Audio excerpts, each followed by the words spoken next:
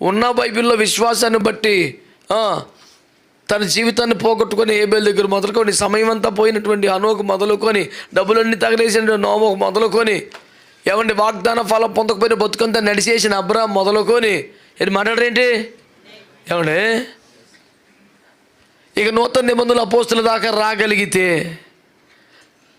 రంపములతో కోయబడి, కత్తులతో నరకబడి, సిలువ వేయబడి, తల్లకిందులు సిలువ వేయబడి, సజీవులుగా ఉండగానే కాల్చివేయబడి,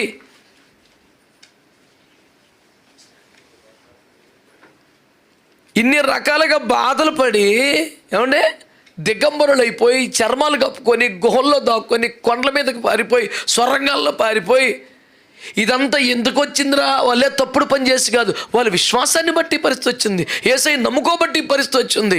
ఈ లోకం శాశ్వతం కాదు, పరలోకం నిజమని నమ్మబట్టి వచ్చింది. ప్రభు కొరకు హింసించబడితే పరలోకమందు ఫలం అధిక